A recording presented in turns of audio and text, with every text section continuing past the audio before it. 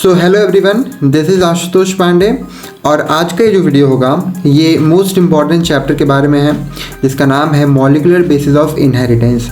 हम सभी को पता है कि जितने भी कॉन्सेप्ट बेस्ड क्वेश्चंस होते हैं वो ज़्यादा इसी चैप्टर से पूछे जाते हैं। तो अगर ये चैप्टर क्लियर नहीं है तो आपको क्लास 12 बायोलॉजी में कुछ पता ही नहीं है। तो बस ये वीडियो देखना है आपको, ठीक है।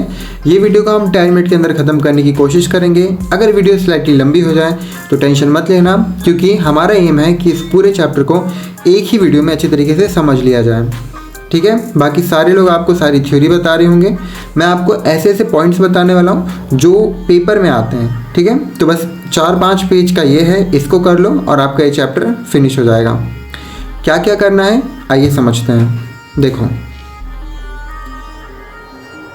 सबसे पहले देखो लिखा है डीएनए, ठीक है। DNA structure and discovery. जो डीएनए का फुल फॉर्म होता है वो होता है deoxy ribo nucleic acid, okay. मतलब डीऑक्सी राइबो न्यूक्लिक एसिड इसका फुल फॉर्म होता है।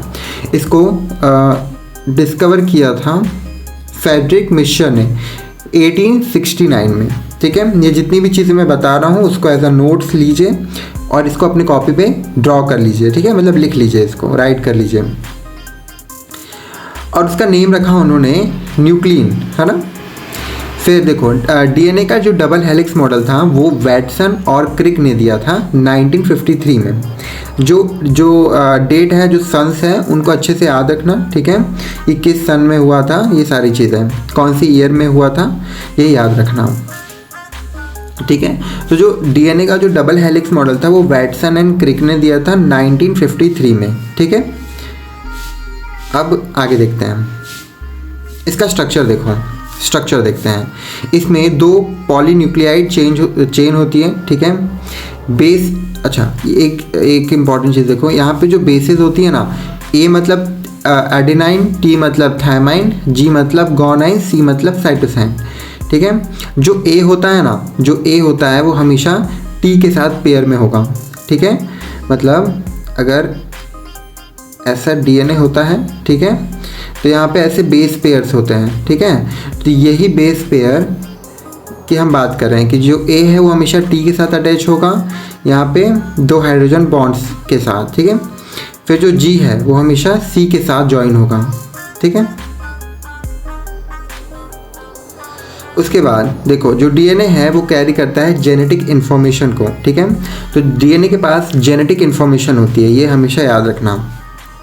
तो ये जितने पॉइंट मैं बता रहा हूँ इससे आप एक बड़ा आंसर भी क्रिएट कर सकते हो, है ना, पॉइंट वाइज डालकर, ओके।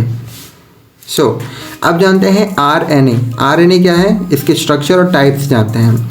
इसका फुल फॉर्म होता है राइबो न्यूक्लिक एसिड। ये सिंगल स्ट्रैंडेड होता है, ठीक है। मोस्टली जो डीएनए होता है वो डबल स्ट्रैंडेड होता है, जो आरएनए होता है वो सिंगल स्ट्रैंडेड होता है, ओके। इसमें बेस का डिफरेंस होता है, जैसे कि जो यूरेसिल होता है उसकी प्लेस पे थायमाइन होता है ना। यूरेसिल को रिप्लेस करके थायमाइन आ जाता है। अब इसके टाइप्स देखते हैं। इसके टाइप्स देखो, इसमें एमआरएनए, टीआरएनए और आरआरएनए होता है। एम मतलब मैसेंजर, टी मतलब ट्रांसफ़र, आर मतलब राइबोसोम।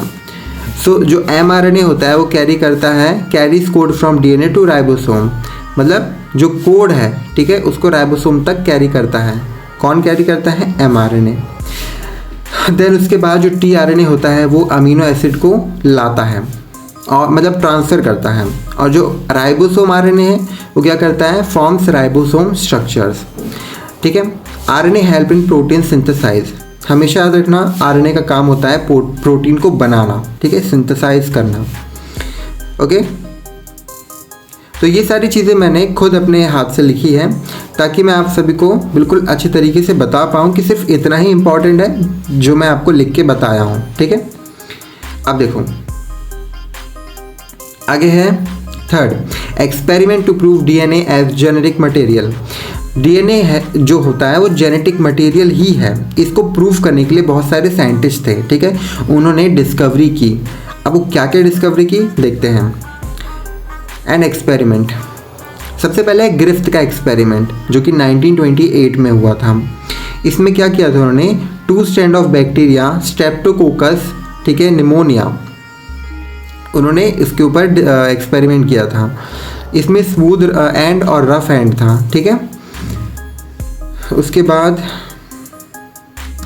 फोर्थ है डीएनए रेप्लिकेशन। रेप्लिकेशन का मतलब होता है आइडेंटिकल कॉपी बनाना, मतलब same copy banana. So process of making an identical copy of DNA, it is called DNA replication.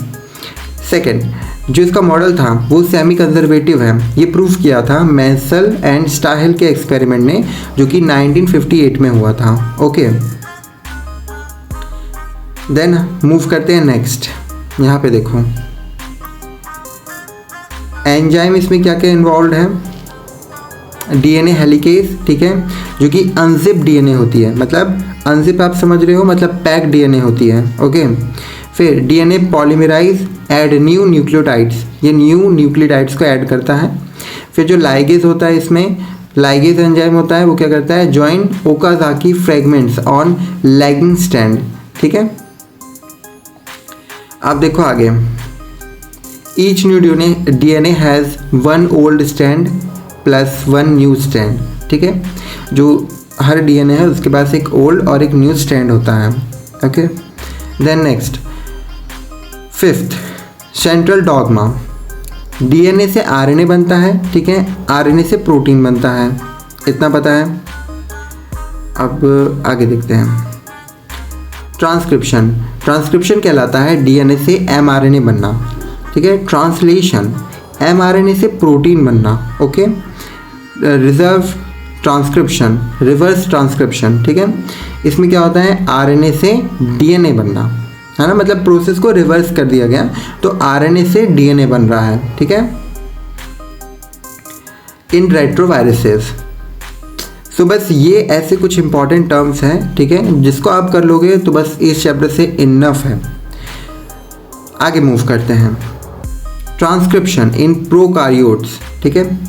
इसमें आता है टेम्पलेट, जैसे कि डीएनए टेम्पलेट स्टैंड जो होता है, और जो एंजाइम है वो आरएनए पॉलीमराइज होता है, ठीक है, ट्रांसक्रिप्शन में।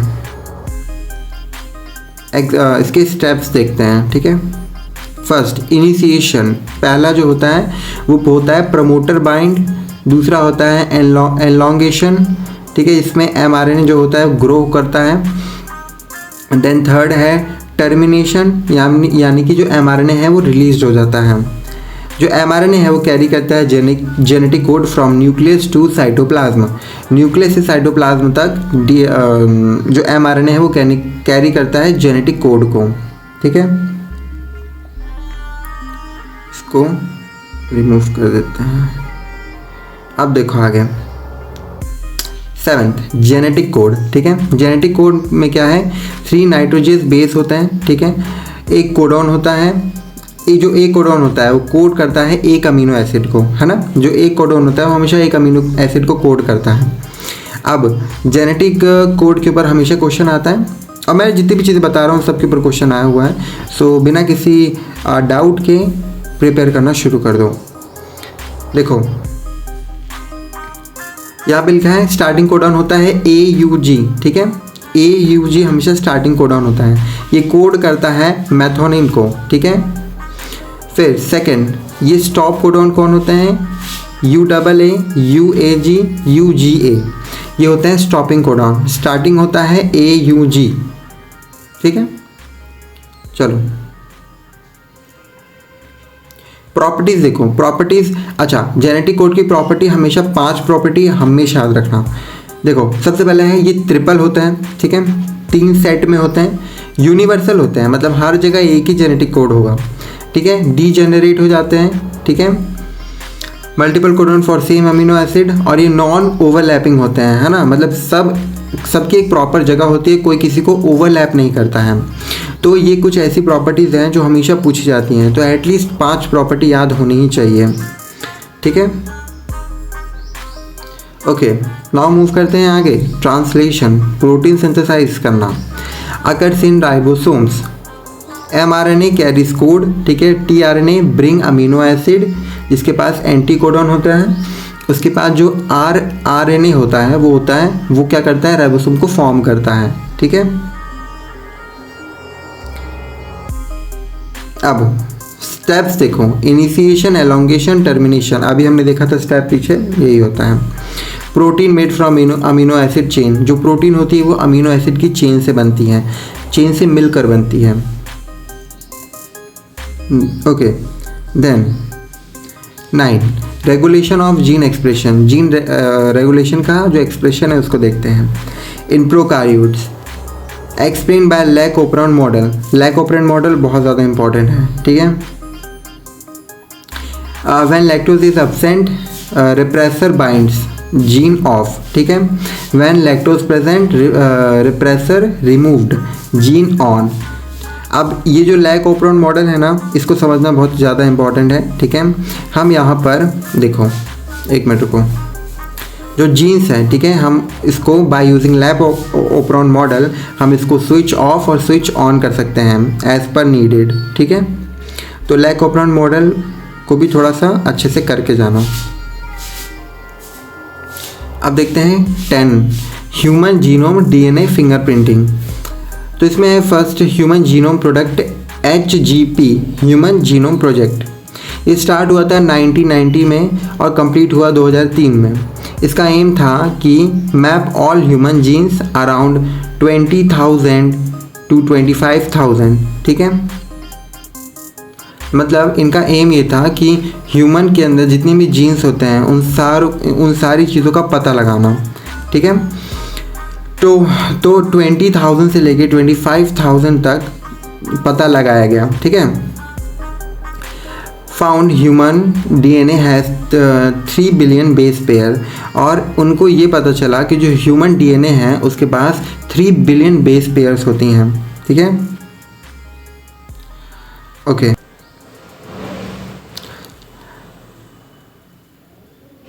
तो उनको क्या पता चला, उन्होंने क्या फाइंड किया कि ह्यूमन डीएनए के पास 3 बिलियन बेस पेयर्स होते हैं, ओके। मतलब एक डीएनए के पास 3 बिलियन बेस पेयर्स होते हैं। देन मूव करते हैं next, DNA fingerprinting. DNA fingerprinting एक वेरी स्मार्ट स्ट्रेटजी है। मान लीजिए कि सपोज़ कि मेरी एक उंगली का है ना, एक थंब का फिंगरप्रिंट है, ठीक है। तो सिर्फ उस यूनिक पैटर्न से, जो कि सिर्फ मेरे ही पास है, उस यूनिक पैटर्न से मेरे बारे में सारी इन्फॉर्मेशन पता चल सकती है ना। मेरा नाम क्या है, मेरा एड्रेस क्या है, सारी चीज़ें। तो जब आप देखते हो, जब हम आधार कार्ड बनवाने जाते हैं तो वहाँ पर भी यही टेक्निक यूज़ किया जाता है, ठीक है। हम सभी के फिंगरप्रिंट्स लिए जाते हैं। So it is a unique identity, है ना, सभी की। अब यहाँ पे देखो, डेवलप बाय एस जेफरी, इसको डेवलप किया था एस जेफरी ने, ठीक है, 1985 में। ये बेस्ड होता है VNTRS, यानी कि वेरिएबल नंबर टेंडम रिपीट्स। अब ये क्यों यूज़ होता है? क्राइम इन्वेस्टिगेशन के लिए, पैटर्निटी टेस्ट के लिए, ठीक है, और आइडेंटिफिकेशन के लिए। सबकी एक यूनिक आईडी होती है। तो ऐसे में क्या कर सकते हैं, जो पुलिस होती है, ठीक है, CBI वाले होते हैं, वो पता लगा सकते हैं, इन्वेस्टिगेट कर सकते हैं क्राइम सीन पर। नाउ आगे देखो, difference between prokaryotic and eukaryotic transcription, most important, ठीक है। देखो लोकेशन, देखो साइटोप्लाज्म में होता है प्रोकार्योट, यूकार्योट होता है न्यूक्लियस में। जो mRNA होता है वो डायरेक्टली यूज्ड होता है, ठीक है। और जो यूकार्योटिक होता है वो प्रोसेस होता है स्प्लाइसिंग, कैपिंग, टेलिंग, ओके। अब नीचे है ना, जो RNA पॉलीमराइज होता है, ये 1 टाइप होता है इसमें प्रोकार्योटिक में, और इसमें 3 टाइप्स के होते हैं, ओके। ये डिफरेंस बिटवीन का टेबल हमेशा बना लेना, तो इससे आपको ये सारी चीज़ें याद रहेंगी। अब देखो आगे, फर्स्ट मतलब 12 नंबर का, genetic material in different organism और जेनेटिक मटेरियल। बैक्टीरिया में जेनेटिक मटेरियल होता है DNA, ठीक है। वायरसेस में होता है DNA और RNA। रेट्रोवायरस में होता है एग्जांपल HIV, ठीक है, इसमें RNA होता है एज ए जेनेटिक मटेरियल। और हमारे अंदर क्या होता है, DNA as a genetic material humans में, ठीक है। अब देखो की टर्म्स फॉर क्विक रिवीजन। यहाँ पे जो जीन है वो यूनिट होता है, यूनिट ऑफ इनहेरिटेंस। जीनोम का मतलब complete set of genes. Genotype का मतलब जेनेटिक मेकअप, फिनोटाइप का मतलब फिजिकल अपीयरेंस, फिजिकल मतलब बाहर का जो भी अपीयरेंस है। म्यूटेशन मतलब sudden change in DNA sequence, DNA के सीक्वेंस में कुछ चेंज हो जाना, इट इज कॉल्ड म्यूटेशन। ठीक है, लास्ट है 14 important scientist to remember, most important है। ठीक है, इसको अच्छे से याद रखना। इसको पहले थोड़ा सा यहाँ पे मूव करते हैं। देखो यहाँ पे डिस्कवरी, ठीक है, और यहाँ पे साइंटिस्ट। पहला है न्यूक्लिन, ये मिश्र ने दिया था। डीएनए डबल हेलिक्स, ये वैटसन और क्रिक ने दिया था। ट्रांसफॉर्मेशन ग्रिफ्थ ने दिया था। ट्रांसफॉर्मिंग प्रिंसिपल ये दिया था एवरी, मैक्लियोड और मैकार्टी ने, है ना। डीएनए जेनेटिक मटेरियल ये हार्शी एंड चेज ने दिया था। और semi conservative replication Meselson and Stahl ने दिया था। लैक ओपरान मॉडल दिया था जैकोब एंड मोनोड ने। फिर डीएनए फिंगरप्रिंटिंग दिया था एल्स जेफरी। तो हमने इस वीडियो में समझा कि इस पूरे चैप्टर से क्या क्या इम्पोर्टेंट था, और मैं ट्राई कर रहा हूँ कि मैं ऐसे ही आपको हैंड रिटन नोट्स दूँ, है ना, दूँ, ताकि आपको एक नोट्स तो मिल ही जाए प्रॉपर, साथ ही आपको ये रिवीजन भी हो जाए। तो ऐसी वीडियोस के लिए द टोटल एनसीईआरटी को ज़रूर सब्सक्राइब कीजिएगा, और मैं ऐसी वीडियोस लाता रह रहा हूँ। ठीक है, प्लेलिस्ट में जाके चेक कीजिए, बहुत सारी चीज़ें अपलोडेड हैं। ठीक है, और अगर आपको कोई डिमांडिंग चैप्टर चाहिए, ठीक है, कोई कन्फ्यूज़न है, तो आप मुझसे पूछ सकते हैं। मैं मिलता हूँ आपसे कल एक और नए वीडियो के साथ। तब तक के लिए द टोटल एनसीईआरटी को सब्सक्राइब करना मत भूलिएगा, और हम मिलते हैं कल।